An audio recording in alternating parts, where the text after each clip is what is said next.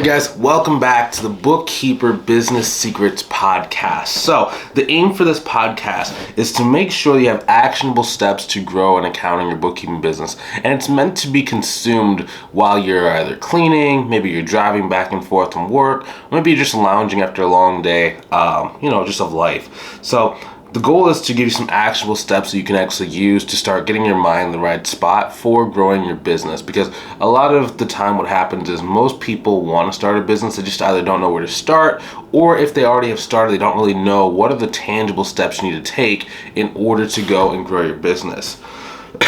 So today's segment, we're going to have 4 different aspects. We're going to have rookie mistake. We're going to have a question of the day. Today's question of the day was, I was asked how to start a virtual accounting business. I'm going to go into that.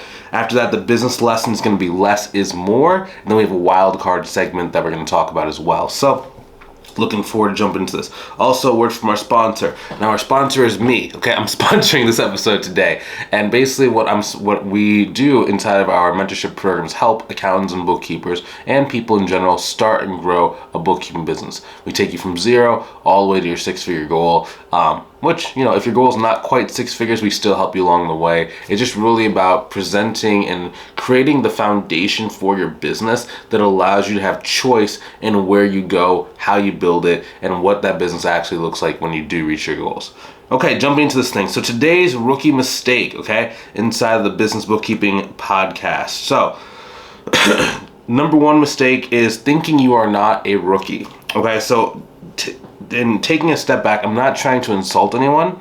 I recently had a person that I spoke to who joined the mentorship program, and the person said, Bryce, I'm very intermediate. I'm not a rookie. I have a sales background. But the guy had been trying to grow his business for like 6 months and had 0 clients. So it's like, it's not about what distinguishes someone from like a rookie, intermediate, or advanced is not necessarily the skill set that a person has. You can read an entire textbook. You could, grow. Let's say, example, you're in sales. You could have sold $10 million for an energy company or like a computer software company. But in this new domain of starting a business, if you don't have the revenue flowing in, you don't have the clients, you don't have, this stuff kind of there, you're technically still a beginner, right? Because it's not about the skill set, it's not about the knowledge in your head, it's about the execution of that knowledge that makes something successful or unsuccessful. It's not how long you've been doing it. It's not how much you know about the subject. Because there's a lot of people that are very, very book smart, but can't execute on the information that they actually have, right? So I'm always thinking of where am I truly at in terms of my business journey, because that will tell me what are the activities that are important for me right now that I can start doing to get to that next stage, right? So we're going to talk about this inside of the question of the day, and it's going to lead into the question of the day, but I'm always thinking about number 1, if you're beginning, you should not be focused on stuff like advertising. Like when I say advertising, I mean paying Facebook, Google, YouTube, Twitter, etc. Do not pay an entity to spread your message. In a lot of cases, your message is not going to be potent enough. In a lot of cases, you're not going to know how to identify what's actually a good amount of money to spend for advertising. And oftentimes, you're not going to be able to really understand who is a good place to advertise. There was one time, one of my clients, she was asking hey, I was in this it wasn't quite a Rotary Club, but it was some kind of little organization. And they said, hey, if you pay us $1,000, we're going to actually put you in one of our magazines for the month. It's and then she's like, well, is that a good deal? It's well, it depends. Number 1, is their readership actually business owners? Number 2, how much is their readership? How many people will read it? Number 3, are there other people that have been in your similar position that have also advertised inside of this? What were their results? Why, if there were people that actually advertised in that spot, why are they not advertising now? Right? So you have to there's a lot of different questions you have to ask yourself. Is there a guarantee on if you spend $1,000 but you don't get any calls or anything like that? What is the ramification of the remedy? They give you another listing in a different media article. So it's just like you just kind of have to really kind of know a lot of that stuff. But if you're a beginner, you don't know what questions to ask, so you have to keep it simple. So let's actually slide into the question of the day, which is our next segment, and that's going to be how to start a virtual bookkeeping or accounting or virtual bookkeeping business, right? So lady asked me that because on Facebook she asked me that because she was trying to get started, but it's just like it's a lot of stuff that most people think you have to do. So it's like it can be very overwhelming if you're like in that kind of like opening / like beginner stage. So if you're in the beginner stage, like how you do it, okay? I'm always thinking of three things. Sorry. Talk, sell, do. Okay, so you talk to potential clients, you sell on your consultation calls, then you do the work. Okay? Now when I say sell, I don't mean that you're manipulating people, I don't mean that you're pressuring people, because if you think about it, for a high ticket monthly bookkeeping client, you're not going to pressure someone into paying you $5,000 a month. You're just not going to do it. Like you might get them for 1 month, but they're just going to quit, right? As soon as like the second month, third month, fourth month, or they just disappear on you, right? So you can't have a pressure-based sales approach, or else it just won't work.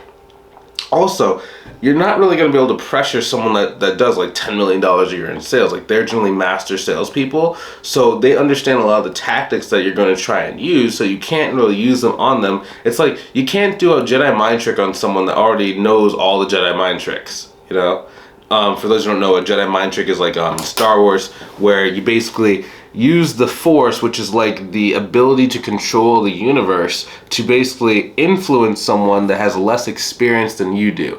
So a famous quote is like they were looking for these like robots who had this information on some of the bad guys like main Battlestar plans. And then the Jedi Master was coming through a checkpoint with the droids. Like there was an army that had like a little military checkpoint you had to go through in order to kind of pass your next destination. So the bad guy asked basically the Jedi Master, hey, we're looking for droids that are similar to this. The Jedi Master waves his hand and gives a mental suggestion saying, these are not the droids you're looking for. And since the Jedi Master had more experience and just more skill set than the army bad guy's like, yeah, that's true. Those aren't the droids we're looking for. So it's just a Jedi mind trick. It was just, you basically manipulated the person into kind of doing what he wanted, right? That's kind of what we're talking about. Now, so in terms of talk, do, sell, okay? So first things first, you want to go after clients who have existing relationships with you, right? So that's friends, family, old bosses, colleagues, pastor, anyone that you know that owns a business or knows someone that owns a business. Now, I understand, Bryce, I don't know anyone who owns a business. Okay, that's okay. But the first things first, you always check there first because you never know. Like there have been people like I was frenemies with in like high school or college who end up working with me, right? It's just like you just never really know. Like a lot of things can change over time. And it's just like, yeah, you can get clients very easily from that. Now again, we go to those people, talk, sell, do. Talk, sell, do, okay? So we talk to them, see if they're open, right? And then, like, if you don't have a messenger script, like inside of our mentorship program, we give you different scripts of like what to say specifically. With the friends and family round, you don't have to be like very, very complicated with it. It can be as simple as just ask like, do they need help with their accounting or bookkeeping? Next thing is sell. Just get on your consultation call, have a good process in place. If you don't have a process in place, like we give you like a script of what to say inside of the program on your consultation calls, right? Because it's like in the beginning, if it's friends and family, you don't really need to say that much. Like again, like with the friends and family round, do not complicate it. It can be very straightforward. It does not have to have a lot of frills, a lot of like bells and whistles. It can be very, very grassroots, right? Because since you already have that relationship with them, they already trust you. It's just about really communicating and making sure expectations are set up properly. And then you just do the work. Now, why do I have talk, sell, do? Why do I not have like prepare, build a website, make a business plan? It's because those just take too long for the average person to do, right? So if you think about it, most people, like if they try and learn accounting and bookkeeping before they start getting clients, which I know sounds crazy. I'm not like, if you don't have a baseline understanding of accounting and bookkeeping, right? Like we do teach that inside of our programs. Like we teach total beginners how to do accounting and bookkeeping, but it's like I would get what's called the minimum viable skill set. What that means is you just need to know just enough to be able to handle the client's book in a very efficient and effective manner. what happens to most people is once they start learning bookkeeping, even if they already have an accounting job, they go down this rabbit hole of like 5 to 6 months of just learning like obscure bookkeeping principles and obscure like bookkeeping situations that never come up on the client's book. And they do it as almost like a form of like, it's in some cases it can just be a little bit like nerve-wracking to start going after clients. So it's kind of a way to kind of like keep you safe, keep you doing what's comfortable, right? Like learning is comfortable, right? But at a certain point, like you have to actually execute on the information. And then, so that's how we talk about, you have to go talk about it first. Like once you have that baseline skill set, you have to go start talking about it.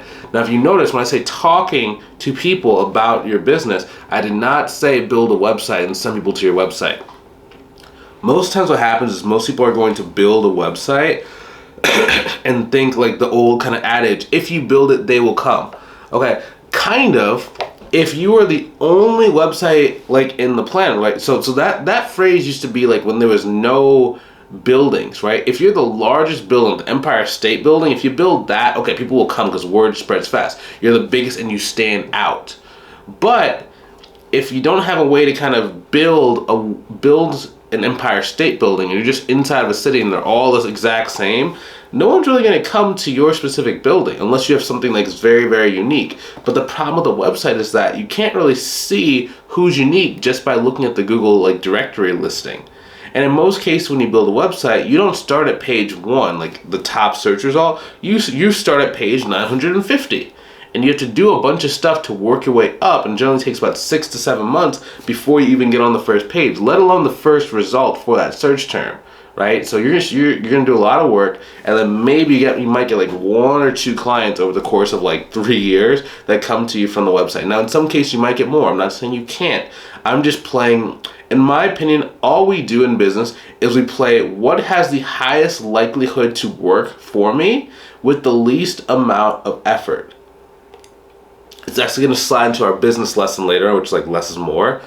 But you have to be thinking about that, right? Because if you're just doing a bunch of random stuff that's going to like pay off like a year from now, 2 years from now, that sounds cool in theory. Like a lot of people like long-term thinking. But it's like, if you don't do certain things in the short term, they will not be a long term for you. Most people cannot start a business, not make any money for 12 months, and still stay motivated to keep doing it. Right? If you're a person where you have been doing that, that's like kudos to you. I personally could not do it. The longest I went without getting like a client was like 6 months when I first got started. I started like my bookkeeping business like in 2015, and like I went like 6 months without like a client. Now, I was blessed because I had no other options at the time, or I had options, I just didn't know I had options. So it was just kind of like I couldn't go back to work. I didn't really know any other like types of business models. So I had tried like e-commerce, Amazon, and like website design, but I wasn't good at those, right? I didn't really make any sales like Amazon. eBay I did okay, but it was just very unprofitable. Right? So it's like I didn't really see any other options for me. I just heard that people were starting accounting firms, and then I was like, I just knew a lot like in my local area that were actually like successful with it. So it was just like, okay, well they can do it, maybe I can do it. And I was like encouraged to do that. Right? But for most people, if you have like a well-paying job, or if you have like a bunch of little like other like businesses you're kind of thinking about doing, right? It's very easy to get distracted and get demoralized and just stop doing this. So it's like you have to go and get revenue positive as quickly as possible. Now, I'm not saying, oh, just focus on getting your first client. Like you need to focus on getting multiple clients, at least 3 clients right away. Okay, 1 client is only okay, but it's like if you only get 1 client, it might be a terrible person to deal with, and you might think that all clients are like that. So you have to get 3 clients, right? 1 is going to probably be like terrible, or you underprice them. Second one's going to be okay or average. Third one's going to be great. And then you start looking at the 2 that are the best and say, okay, cool. So some clients are really great, some clients are average, some clients are bad. And you start getting a more realistic picture of what it's actually like to deal with these clients, right? And now you're in the game, now you're making significant money. Most people at 3 clients are going to be making about, like if you, the way we price our services between like $500 to $5,000 a month. So the bare minimum, if you have 3 clients for $500 a month, you're making $1,500 a month. Now that, for a lot of people, that's not enough to pay your bills. I understand that. Like maybe it'll pay off like your mortgage if you have one. depending on the amount of money your mortgage is. But you can start putting that away towards savings, and it's enough to kind of convince your spouse, your family members, your children, your parent-in-law, your parents, maybe, depending on the kind of family pressures you have about doing something like this. Because most of the time what's going to happen is you're not really just dealing with yourself, you're also dealing with your spouse, you're dealing with your parents-in-law, you're dealing with your parents, where everyone's asking you hey, are you successful yet? Hey, have you gotten some clients yet? Hey, when is your business going to take off? Hey, are you sure you should still be doing this business? Hey, business is risky. So it's you're not necessarily just having to combat with your own mindset and your own mental negative thoughts. You have all these other people that are just dumping their negativity on you. So it's you have to be able to kind of get past that and just have revenue kind of coming. Okay? So what happens if you don't have any friends anymore? You don't have any friends, or you have no friends that have a business, or you've already talked to everyone. Okay? You start expanding outwards. So that just means you start going to strangers, okay? And we do our TSD, talk, sell, do. That's all you need to do. Talk, sell, do. You'll get to 6 figures just doing that. Now, there's a lot of different social media platforms you can utilize to speed up your talk, sell, do, right? So we encourage our students to use LinkedIn and sometimes Instagram and sometimes Facebook. Just kind of depends on what they're most comfortable with. But it allows you to be able to talk, sell, do on a very, very fast methodology. Right? Because you want to be able to use either money, or you want to be able to use automation to start those opening conversations with people as quickly as possible. That way you can start actually going and talking to them to see if you can keep going. Then as soon as you exhaust that list, then you build a bigger list of people you go talk to. You go through all those people, you build a bigger list, and you just keep doing that until the entire United States has been spoken to. Now, you're not going to need to talk to the entire United States, but I'm just saying you could go that far if you needed to. So you never run out of targets with this business model. Okay, business lesson of the week. Less is more. Okay, so just like we talked about earlier, okay, I don't want you going out and building a website. I don't want you going out and doing much stuff. I don't just less is more.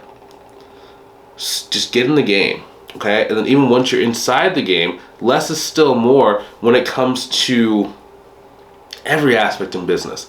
A lot of people are busy, they are not very productive. Okay, I have given you a framework today to make sure that you are as productive as possible so that you don't have to spend 1,000,000 hours running the business. Okay, I'm trying to make it as time effective as possible. I don't want you sitting there for 3 hours thinking about what to write or what to say on a social media post. Right? I want you to just be as simple and as streamlined as possible. That's why, if you ever watch any of our result breakdowns on this channel, or if you ever watch any of our testimonials from our mentorship program, a lot of people say they're not spending that much time doing this stuff, and that's the truth. It's because you can make it as efficient as possible, right? Some of our students are getting clients anywhere between 15 to 45 minutes a day worth of marketing, whereas I know some people that I know a guy who was spending 8 hours a day and never got a single client. It's in that 8 hours, he wasn't really piercing the market correctly. It was he was doing a bunch of stuff to be busy, but it was never going through the market, right? He never actually talked to a good enough number. It was always he would talk to 3 people a week, and he would email 3 people a week. It's that's not gonna get it done. You need to have 3 consultation calls a week in order to be successful. And that's not every single week. Some weeks you have 1 consultation call, some weeks you might have 3 consultation calls, right? But it's the point is you have to be consistently moving. And again, it's not about doing every social media platform. I don't want you on Facebook, Instagram, LinkedIn, Twitter, TikTok, right? Choose 1 or 2 different platforms and just focus on learning how to communicate with people on that platform. I don't want you posting any content every single day. You don't have to post content when you're starting out. Because think about it. The purpose of content is to get people to see it. But on social media, they do not show your content to people you are not necessarily friends with. And because most people are not going to make a piece of viral content that gets shared and shared and shared and shared and shared and shared. You're going to make a piece of content, the only person that's going to share is your mom. And you're only going to have people who are your old friends from I don't know, from work or from college are actually going to see it. Right? So it's there's not really that much point of it.